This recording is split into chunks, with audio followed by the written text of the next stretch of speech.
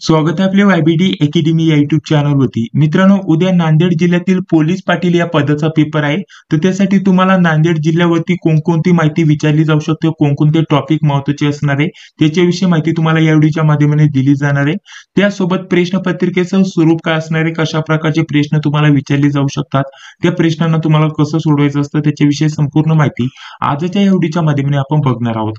संपूर्ण एक प्रश्नपत्रिका कशा प्रकारची असेल ते तुम्हाला या व्हिडिओच्या माध्यमाने मी सांगणार आहे. तर सर्वप्रथम तुम्हाला एक महत्त्वाचे काय प्रश्न मी सांगत आहे, ठीक आहे, जे की तुमच्या जिल्ह्यावरती तुम्हाला विचारले जाऊ शकतात. जसं की आपण बघू शकता, आपल्याला नांदेड जिल्ह्याचे जिल्हाधिकारी कोण आहे किंवा जिल्हा दंडाधिकारी कोण आहे यावरती प्रश्न विचारला जाऊ शकतो. आयएमपी प्रश्न असणार आहे. तर आपल्या या प्रश्नाचं हे उत्तर असणार आहे. त्यानंतर इथं आपल्याला तहसील कार्यालयानुसार आपल्याला काही महत्त्वाचे पद नाव इथे दिसत असतील आणि त्या पदावरती सध्या कोण कार्यरत आहे त्यांची नावं इथे तुम्हाला दिसत असतील. हे सर्व जे पीडीएफ आहे ते आपण आपल्या नोट्स मध्ये उपलब्ध करून दिलेलंच आहे. बाकी सविस्तर माहिती तुम्हाला मी देण्याचा प्रयत्न करणार आहे, ठीक आहे. त्यानंतर उपविभागीय जे पण अधिकारी असतात, कार्यालय असतात, त्यांचं पदाचं नाव आणि त्या पदावरती कोण कार्यरत आहे कोणत्या ठिकाणी, ठीक आहे, हे आपल्याला महत्त्वाचं माहिती असणं गरजेचं असणार आहे. तर यावरती तुम्हाला प्रश्न विचारला जाऊ शकतो, हे महत्त्वाचं झालं.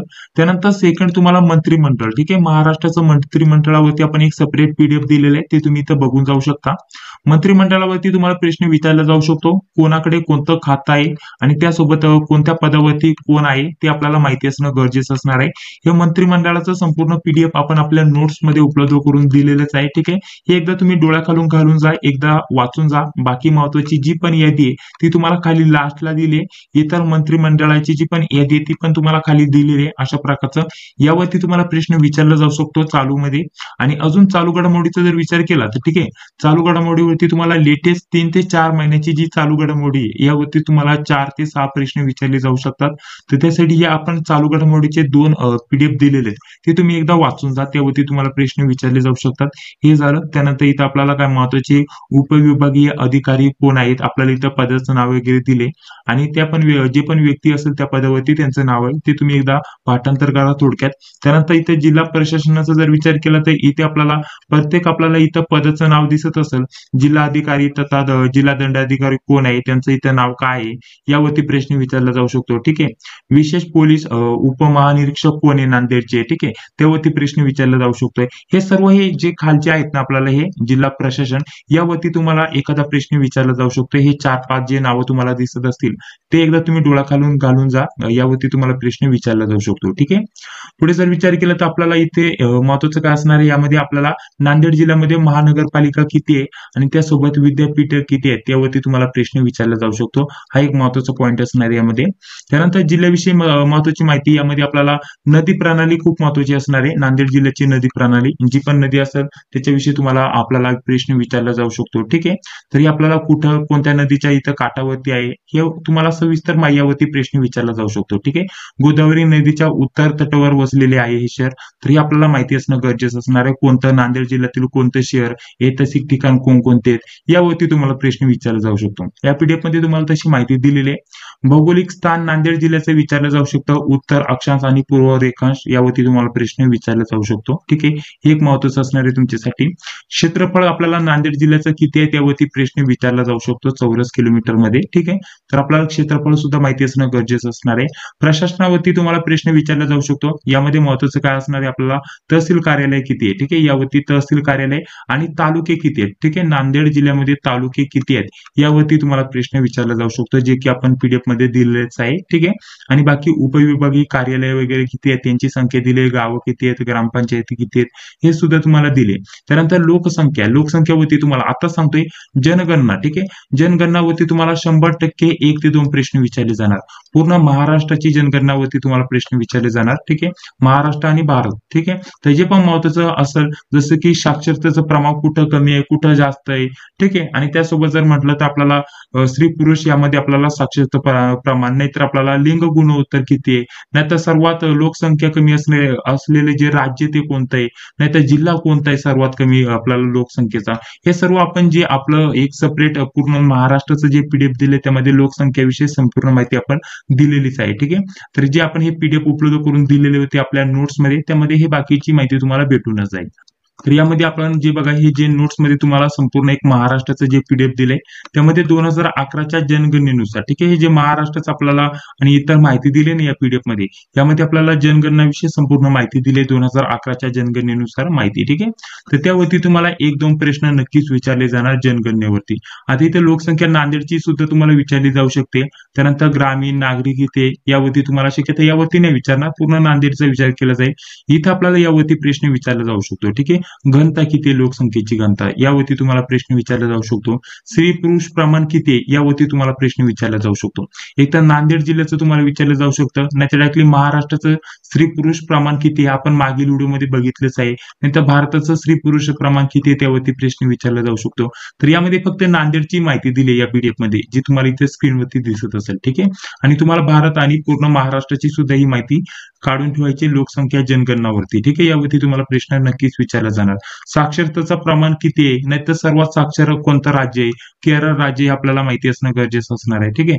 तर हे जे पण महत्वाचे असणार आहे ना, त्यावरती तुम्हाला प्रश्न विचारला जाऊ शकतो. लोकसंख्येच्या दृष्टीने जर विचार केला तर सर्वात मोठं राज्य कोणतं आहे, मोठा जिल्हा कोणता आहे, तर ठाणे जिल्हा हे आपल्याला माहिती असणं गरजेचं असणार आहे, ठीक आहे. तर हे कॉमन जे प्रश्न आहेत ना, ते तुम्ही पाठांतर करून ठेवा. आपल्याला एकूण शेकडावारी टक्के किती आहे, ते वरती प्रश्न विचारला जाऊ शकतो. त्यानंतर इथं पुढे बघा, जर विचार केला तर अजून काय महत्वाचे आपल्याला इथं काही नावे दिलेले आहेत. इथे बघा, इथं आपल्याला जिल्हा कार्यालय दिले, ठीक आहे, जिल्हाधिकारी कार्यालय. आणि यामध्ये आपल्याला जी पण महत्वाची माहिती असेल, यामध्ये कोण कार्य करतं कशामध्ये, आणि त्यांचं इथं कोणकोणते आपल्याला वेगवेगळे कार्यक्षेत्र असतात, त्यांची इथं माहिती दिली आहे, ठीक आहे. तर यावरती तुम्हाला प्रश्न विचारला जाऊ शकतो. हे सर्व तुम्हाला इथं माहिती देण्याचा प्रयत्न केलाय. खाली जर म्हटलं तर आपल्याला आपल्याला ही नांदेड जिल्ह्याची माहिती सांगत आहे, ठीक आहे. बाकी कोणत्याही प्रकारची दुसरी माहिती नाहीये या पीडीएफ मध्ये जे ओपन केलेलं आहे, फक्त नांदेड जिल्ह्याची माहिती सांगत आहे. त्यावरती तुम्हाला प्रश्न विचारला जाऊ शकतो. तर बघा, 2011च्या जनगणनेनुसार जर विचार केला तर इथं आपल्याला क्षेत्र किती आहे नांदेड जिल्ह्याचं हे आपल्याला सांगता येईल, ठीक आहे. त्यानंतर एकूण लोकसंख्या इथे आपल्याला सांगता येईल. एकूण पुरुषांची संख्या जर विचार केला तर एवढी होती, स्त्रियांची लोकसंख्या एवढी होती. लिंग गुणोत्तर नांदेडचं किती होतं, 943. यावरती तुम्हाला प्रश्न विचारला जाऊ शकतो. शहरी लोकसंख्या, ग्रामीण लोकसंख्या, त्यानंतर टक्केवारी आपल्याला, ठीक आहे. त्यानंतर घनतावरती तुम्हाला प्रश्न विचारला जाऊ शकतो. साक्षरतेचं प्रमाण किती आहे नांदेड जिल्ह्यातील, त्यावरती प्रश्न विचारला जाऊ शकतो.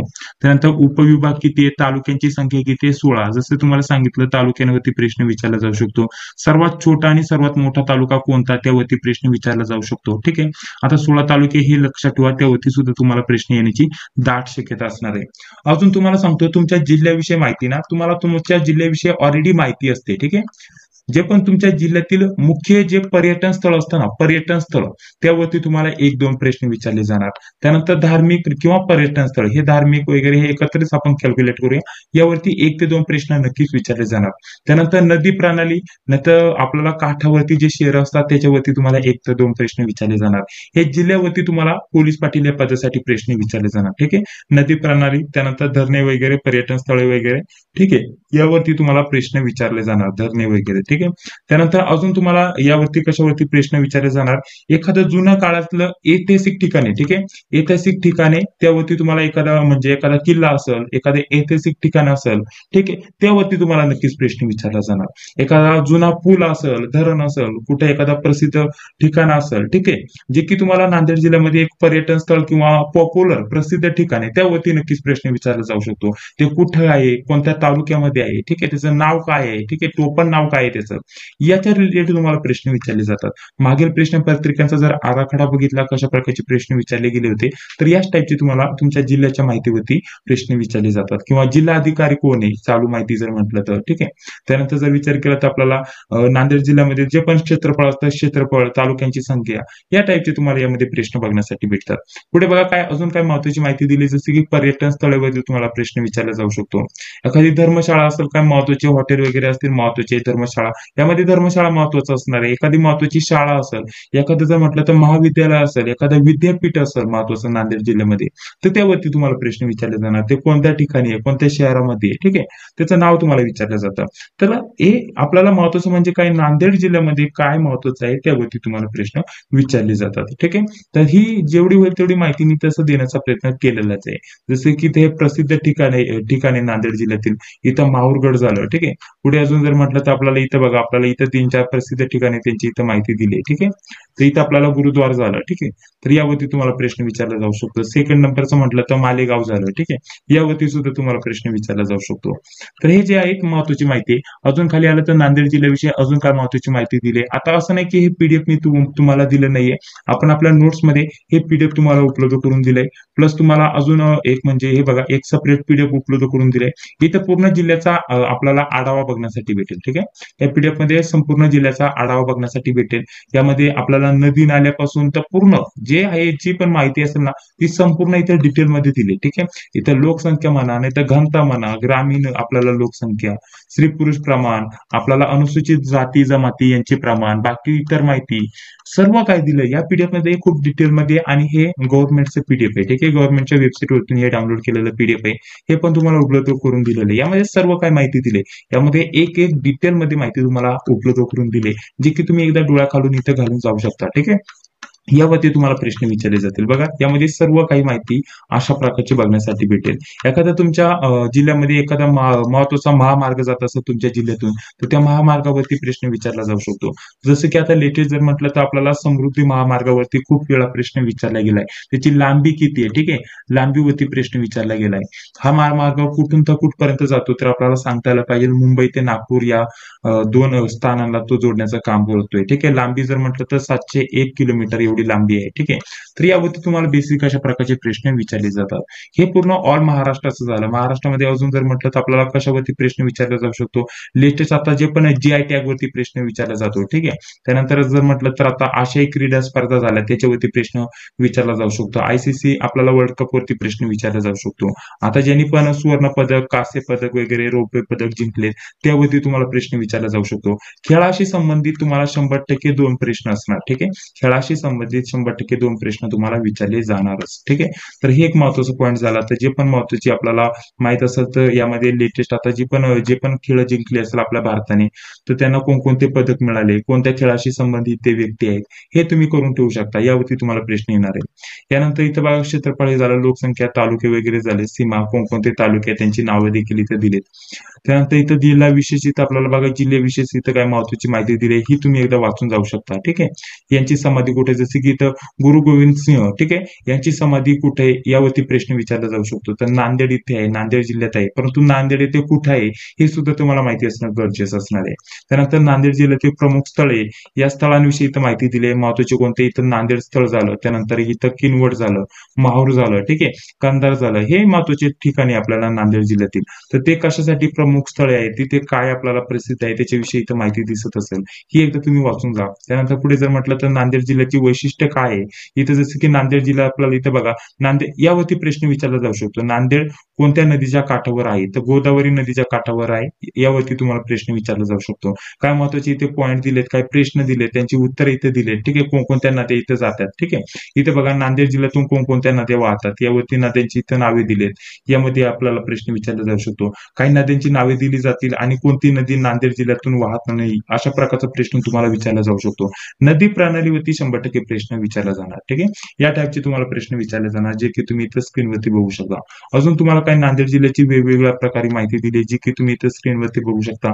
महत्वाच्या ठिकाणी झाली, त्यांची माहिती झाली, वेगवेगळ्या माध्यमातून ही माहिती कलेक्ट केलेली आहे आणि ही सर्व माहिती तुम्हाला इथे उपलब्ध करून दिलेली आहे पीडीएफच्या फॉर्मॅटमध्ये, ठीक आहे. अशा प्रकारची ही नांदेड जिल्ह्याची माहिती ही एक झाली आणि ही एक झाली. यामध्ये भरपूर माहिती तुम्ही जर बघितलं ना, यामध्ये आपला नांदेड जिल्ह्याविषयी संपूर्ण माहिती देण्याचा प्रयत्न केलेला आहे. याच्या बाहेरचं जास्त काही जाणार नाही असं मला वाटतं. आणि बाकी जर म्हटलं तर ऑलराऊंडर तुम्हाला ऑल महाराष्ट्रावरती प्रश्न विचारले जाणार.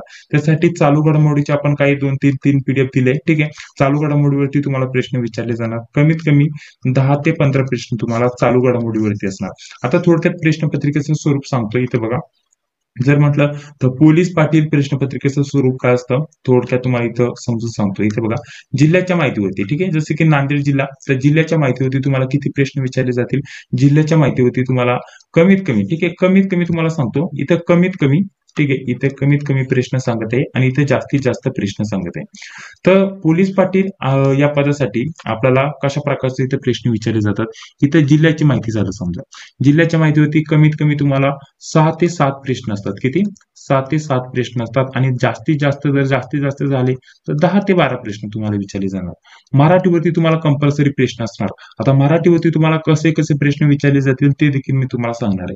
आता मराठीवरती जर म्हटलं तर कमीत कमी, ठीक आहे, कमीत कमी तुम्हाला 6 ते 7 प्रश्न असणार आणि जास्तीत जास्त तुम्हाला 14 ते 15 प्रश्न विचारले जाऊ शकतात मराठी विषयावरती. त्यानंतर विज्ञानावरती तुम्हाला प्रश्न विचारला जाऊ शकतो. ठीक आहे, विज्ञानामध्ये तुम्हाला एककावरती प्रश्न विचारला जातो. एकक झालं, त्यानंतर आपल्याला सूर्यमाला झालं, यावरती तुम्हाला प्रश्न विचारले जातात. ठीक आहे, विज्ञानावरती. तर हे महत्त्वाचे असणार आहे. यावरती जास्त प्रश्न नसतात, 3 ते 4 प्रश्न असतात आणि जास्तीत जास्त जरी म्हटलं तर 4 ते 5 प्रश्न विचारले जातात. त्यानंतर इथं जर म्हटलं तर आपल्याला मागील प्रश्नपत्रिकांनुसार मी तुम्हाला सांगत आहे. यामध्ये पोलीस पाटलाचे अधिकार व कर्तव्य, ठीक आहे, पोलीस पाटलाचे अधिकार व कर्तव्य यावरती जास्त प्रश्न नसतात. याच्या रिलेटेड तुम्हाला 2 ते 3 प्रश्न विचारले जातात आणि जास्तीत जास्त जरी म्हटलं तर 4 ते 5 प्रश्न यावरती विचारले जातात. पोलीस पाटलाचे अधिकार, कर्तव्य, इतर माहिती झालं. त्यानंतर नॉर्मल सामान्य ज्ञान, ठीक आहे, सामान्य ज्ञानावरती ऑलराऊंडर जर विचार केला तर यावरती तुम्हाला कमीत कमी, ठीक आहे, कमीत कमी सांगतोय 14 ते 15 प्रश्न असतात आणि जास्तीत जास्त तुम्हाला 20 ते 30 प्रश्न विचारलेले गेले बघण्यासाठी भेटतील.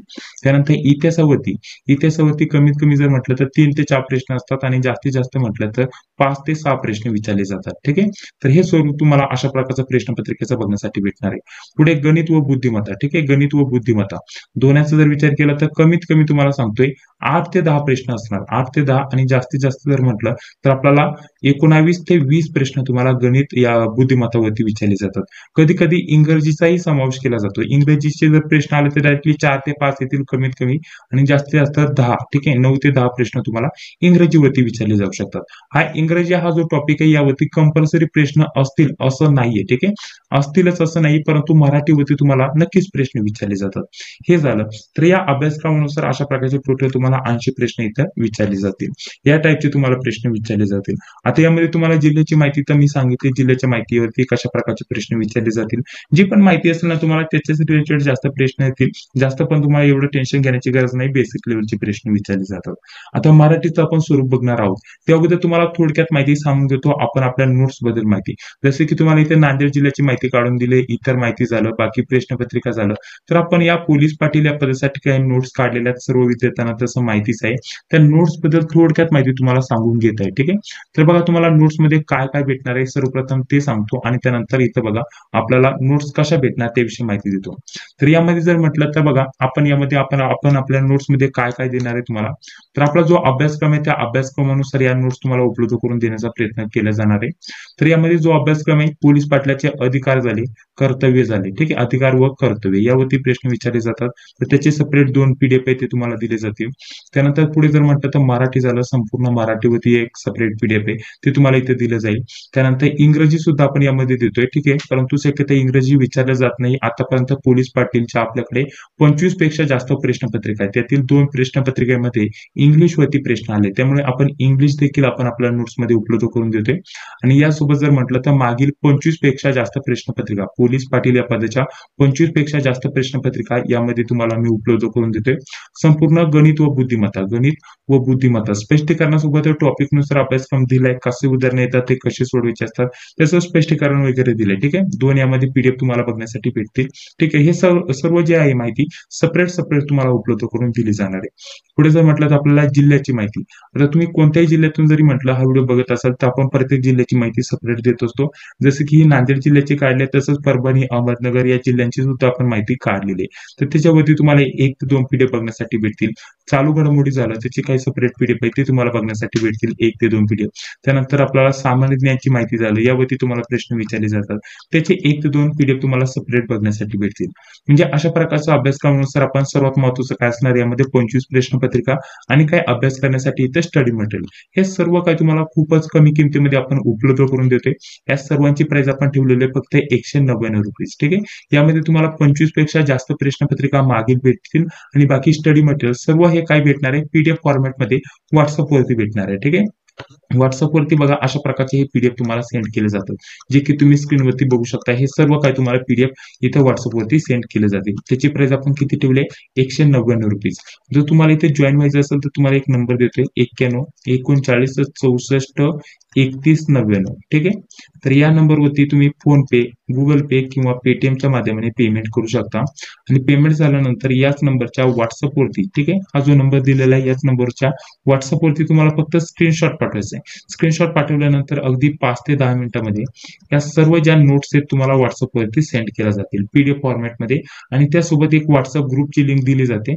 त्या ग्रुपला तुम्हाला जॉईन होऊन घ्यायचे. तिथे तुम्हाला सर्व ज्या पण तुमच्या प्रश्नपत्रिका असतील त्यांचं सोल्युशन वगैरे दिलं जातं. लेटेस्ट जे पण पेपर होतात त्यांच्या प्रश्नपत्रिका जशा माझ्याकडे येतात त्या तुम्हाला लगेच तिथं रेग्युलर भेटत असतात. तुमचा पेपर होईपर्यंत तुम्हाला इथं व्हॉट्सअप ग्रुपच्या माध्यमाने सहकार्य केलं जातं. त्यासाठी सेपरेट व्हॉट्सअप ग्रुप देखील आपण तयार केलेला आहे. तर तुम्ही नक्कीच जॉईन होऊ शकता. यावरती पेमेंट करायचं या नंबरवरती आणि त्यानंतर व्हॉट्सअपवरती स्क्रीनशॉट पाठवायचं आहे. त्यानंतर सर्व स्टडी मटेरियल पीडीएफ फॉर्मॅटमध्ये तुम्हाला व्हॉट्सअपवरती सेंड केलं जाईल आणि त्यासोबत व्हॉट्सअप ग्रुपची देखील लिंक सेंड केली जाईल. ग्रुपला जॉईन व्हायचं. मागील प्रश्नपत्रिका सर्व तुम्ही मिळवू शकता आणि स्टडी मटेरियल मिळून अभ्यासाला सुरुवात करू शकता. तर अशा प्रकारचं संपूर्ण स्वरूप ठेवलेलं आहे मित्रांनो. ठीक आहे. कमी वेळात जास्तीत जास्त अभ्यास करण्यासाठी, सर्व रिव्हिजन करण्यासाठी हे सर्व काही एकत्रित तुम्हाला मी आपल्या टीम कडून उपलब्ध करून देत आहोत. ठीक आहे. तर हे सर्व स्वरूप झालं. तर चला आता पुढे जर म्हटलं तर मराठीचं स्वरूप आपल्याला जाणून घ्यायचं आहे. तर मराठीचं स्वरूप काय असतं? ठीक आहे. जसं की आपल्याला इथे जिल्ह्याची माहितीवरती कशा प्रकारचे प्रश्न विचारले जातील हे तुम्हाला समजून आलं. तर मराठीवरती कशा प्रकारचे प्रश्न विचारले जातात ते देखील आता आपण बघूया. तर बघा मित्रांनो, यामध्ये मराठीवरती काही महत्वाचे टॉपिक देत आहे. तर इथे थोडक्यात वरती येतो. तर मराठीचे टॉपिक तुम्हाला सांगण्यासाठी थोडंसं इथे हे जे आहे झूम करतो, जेणेकरून एका ठिकाणी आपण ही सविस्तर माहिती बघू शकतो. तर आपल्याला मराठीवरती कोणकोणत्या टॉपिकवरती प्रश्न विचारले जाऊ शकतात ते बघूया. तर बघा, मराठीवरती एक वचन, ठीक आहे, आपल्याला एक वचन किंवा अनेक वचन, एक वचन अनेक वचन यावरती प्रश्न विचारले जाणार. म्हणी, ठीक आहे, महत्वाच्या म्हणीवरती तुम्हाला प्रश्न विचारले जाणार.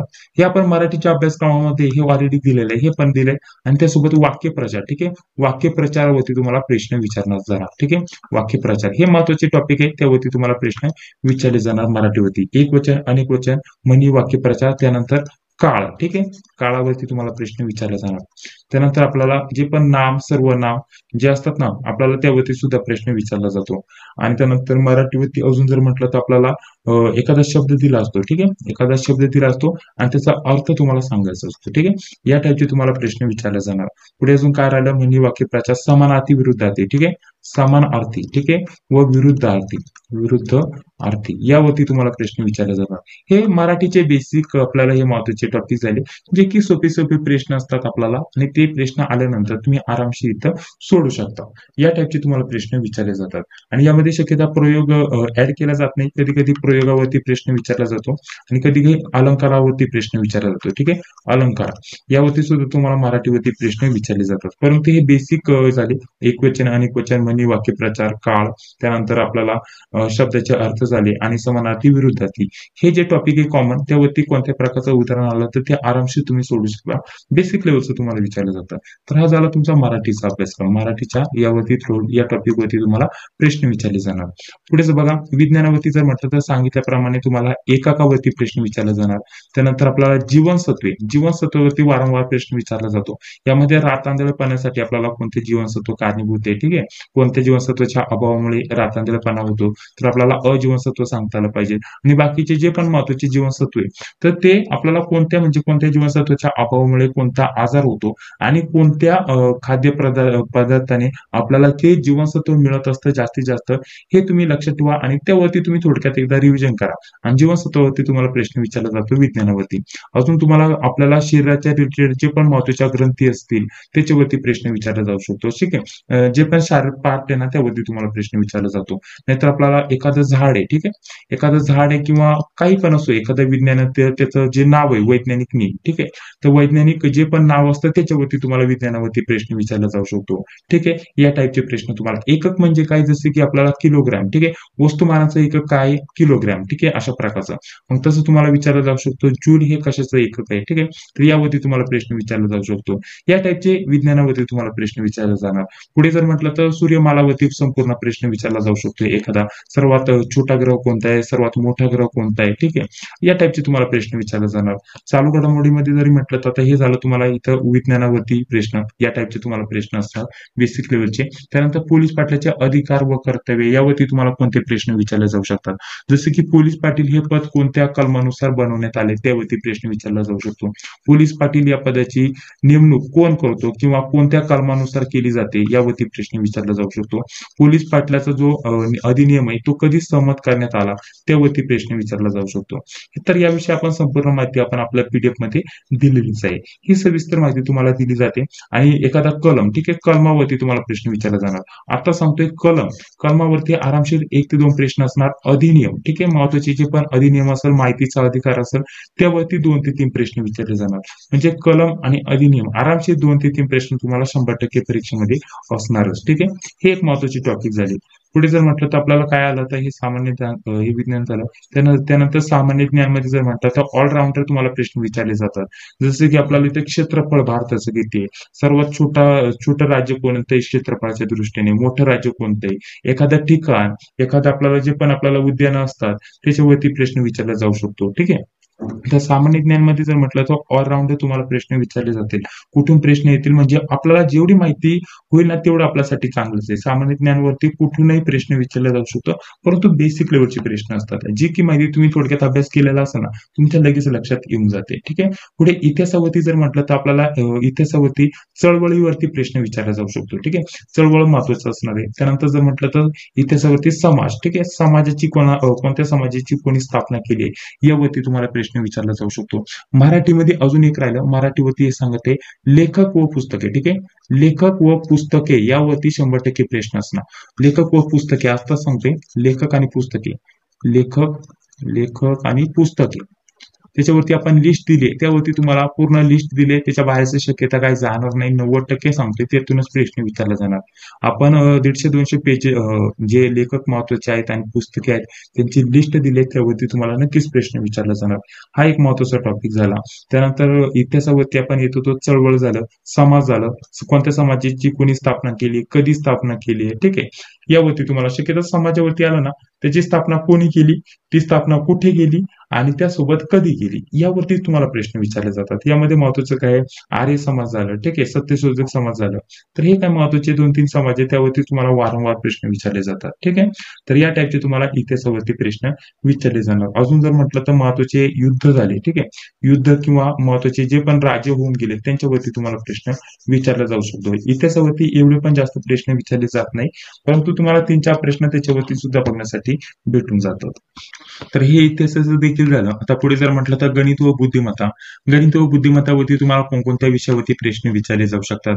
यामध्ये संख्यामाला झालं, ठीक आहे, पुढील संख्या कोणती येईल, अक्षरमाला झालं, अक्षर कोणतं येईल पुढील, ठीक आहे, यामध्ये गाळलेलं अक्षर, ठीक आहे, गाळलेली संख्या, प्रश्नचिन्हाच्या जागी कोणती संख्या येईल, प्रश्नचिन्हाच्या जागी कोणतं अक्षर येईल, ठीक आहे, मध्ये आपल्याला कुठेही संख्या गाळलेली असते ते ओळखायचं आहे. या टाईपचे प्रश्न विचारले जाणार. त्यानंतर नफा तोटा काढण्यासाठी तुम्हाला प्रश्न विचारला जाणार. ठीक आहे, नफा तोटा, ठीक आहे, हे गणित व बुद्धिमत्तेचे काय महत्वाचे टॉपिक सांगत आहे.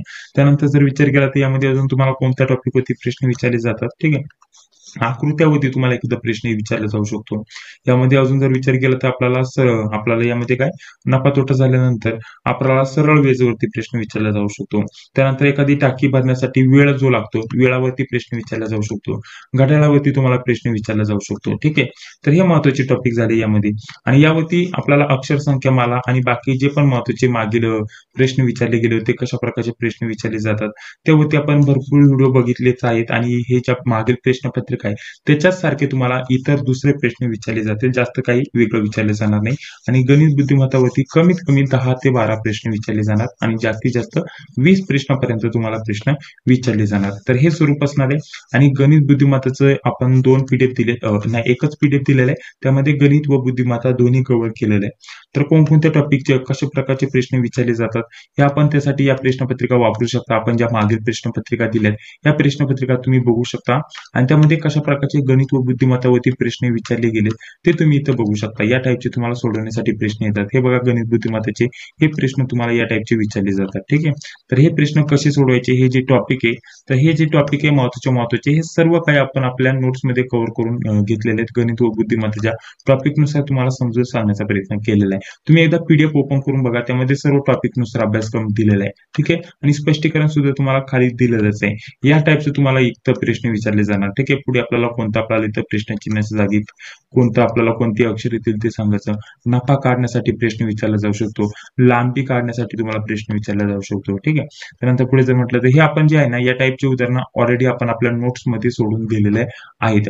मोठी संख्या कोणती, लहान संख्या कोणती, त्यानंतर बैठक व्यवस्था. ठीक आहे, बैठक व्यवस्थावरती प्रश्न विचारला जाऊ शकतो. हा व्यक्ती इकडून बसलाय तर तिकडून कोण आहे ते आपल्याला एबीसीडी जे दिले असतात ना अनुक्रमे बसले आहेत किंवा टेबलावरती बसले आहेत, या टाईपचे प्रश्न तुम्हाला विचारले जाणार. अजून जर म्हटलं तर या टाईपचे तुम्हाला प्रश्न विचारले जाणार. ठीक आहे, त्यानंतर आपल्याला इथे एक काम 40 दिवसात पूर्ण करतात नाही तेच काम आपल्याला दुसरे जे व्यक्ती आहे आपल्याला हे जे टाईपचे उदाहरण असतात ना जसे की 4 व्यक्ती एक काम 20 दिवसात पूर्ण करतात तर तेच काम 13 व्यक्ती किती दिवसात पूर्ण करतील, हे या टाईपचे जे उदाहरणं असतात ना कामावरती त्यावरती तुम्हाला प्रश्न विचारला जाऊ शकतो.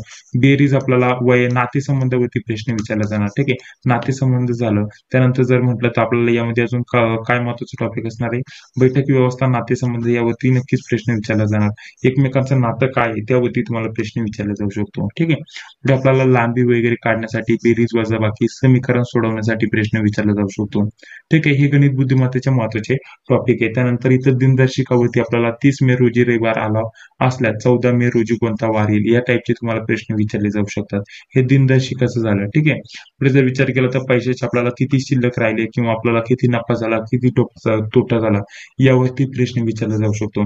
याचा आपल्याला पर्सेंटेज मध्ये 8,000चे 12.5% किती या टाईपचे प्रश्न तुम्हाला विचारले जाऊ शकतात. ठीक आहे, हे भरपूर हे जे टाईप आहे ना आपण भरपूर आपल्या नोट्स मध्ये सोडून दिलेलेच आहे.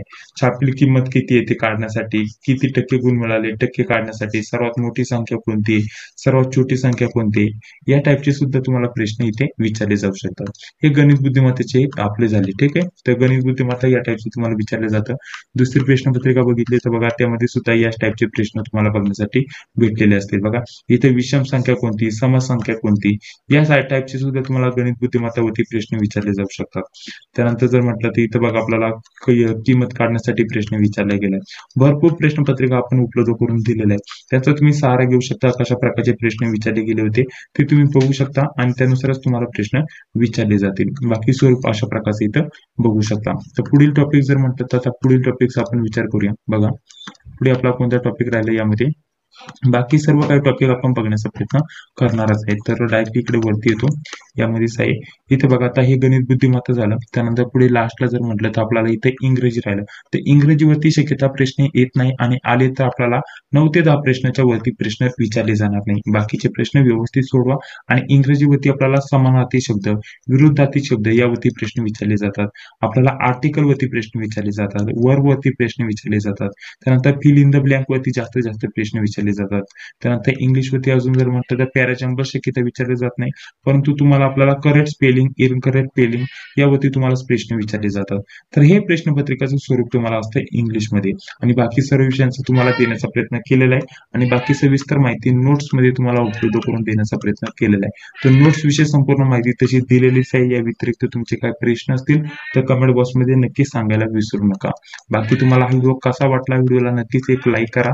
तर संपूर्ण प्रश्नपत्रिकेचं स्वरूप देण्याचा प्रयत्न केलाय आणि बाकी मागील प्रश्नपत्रिका कशा विचारल्या गेल्या होत्या लेटेस्ट आता नांदेड जिल्ह्याची कालच प्रश्नपत्रिका मी सोडून दिलेली आहे कोतवाल पदाची. ठीक आहे, तर अशा प्रकारचे त्याच टाईपचे प्रश्न तुम्हाला विचारले जातील जिल्ह्याच्या माहितीवरती आणि बाकीच्या माहितीवरती. ठीक आहे, तर अशा प्रकारचे ही प्रश्नपत्रिकेचं स्वरूप असणार आहे. बाकी तुमचे काही प्रश्न असतील तर कमेंट बॉक्समध्ये सांगायला विसरू नका. व्हिडिओवरती आपल्याला पहिल्यांदा व्हिडिओ बघितला असेल तर व्हिडिओला एक लाईक करा. चॅनलवरती पहिल्यांदा आला असेल तर चॅनलला सबस्क्राईब करा, जी बेल येते तिला क्लिक करा, जेणेकरून मी जेव्हा पण व्हिडिओ अपलोड करेल त्या व्हिडिओचे नोटिफिकेशन तुम्हाला लगेच भेटून जाईल. तर चला भेटूया पुढील व्हिडिओमध्ये. जय हिंद, जय महाराष्ट्र.